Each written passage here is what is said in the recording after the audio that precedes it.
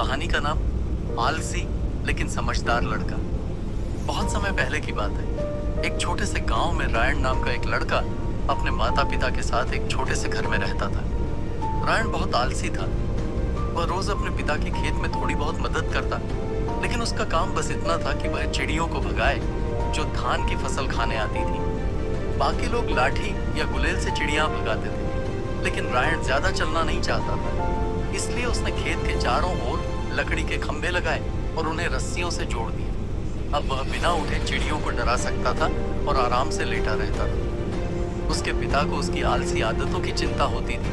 वे सोचते थे, अगर मुझे कुछ हो गया तो रायन कैसे सब संभालेगा। लेकिन चूंकि रायन अपना काम किसी न किसी तरह से पूरा कर ही लेता था, इसलिए उसके पिता कभी गुस्सा नहीं हुए। मुश्किल समय आता है।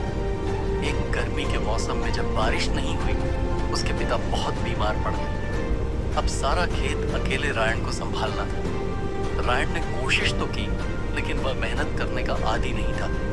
कुछ ही हफ्तों में फसलें सूखने भी लगी। रायन उन्हें बचा नहीं पाया। रात को वह अकेला बैठा आसमान की तरफ देख रहा था और सोचने लगा, मैंने पहले कभी मेहनत क्यों नहीं की। अब मेरे परिवार की उम्मीदें टूट गई हैं। एक मौका राजा का ऐलान। अगली सुबह गांव में शोर मचा हुआ था।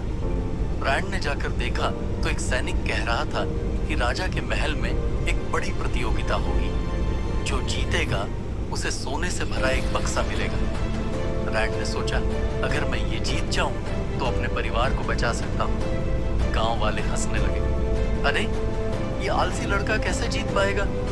पर रायन ने उनकी परवाह नहीं की और 3 दिन की यात्रा पर निकल पड़ा। उसके माता पिता को भरोसा तो नहीं था, लेकिन उन्हें उम्मीद थी कि यह सफर रायन को बदल देगा। प्रतियोगिता की शुरुआत। तीसरे दिन प्रतियोगिता शुरू हुई। सभी प्रतिभागी एक बड़ी झील के पास जमा हुए। सब बहुत ताकतवर दिख रहे थे। रायन डर गया, मैं इनसे कैसे जीतूंगा। नियम बताए गए, झील को पार करो।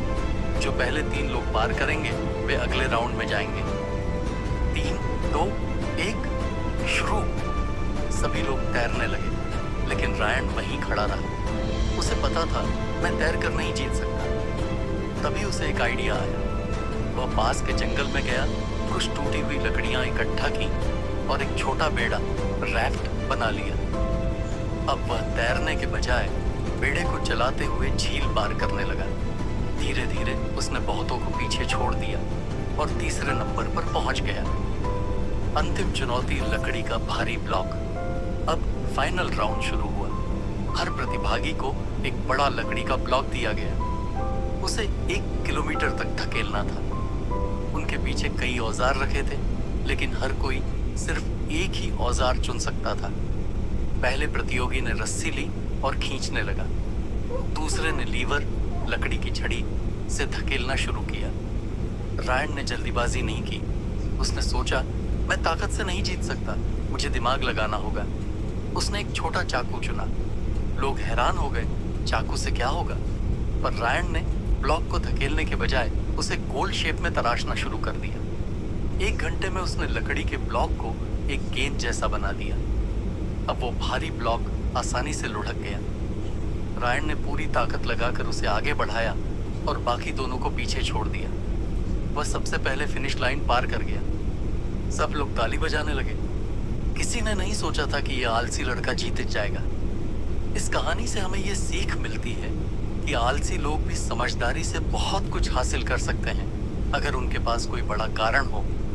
जैसे रायन के पास अपने परिवार को बचाने की प्रेरणा थी। तो अगर आप कभी भी आलसी महसूस करें तो कोई मजबूत वजह ढूंढें। चाहे वह आपके सपने हो, आपके परिवार के लिए कुछ करना हो, या दुनिया को गलत साबित करना हो। एक बड़ा लक्ष्य आपको मेहनत करने के लिए प्रेरित कर सकता है। धन्यवाद। अगली कहानी में फिर मिलेंगे।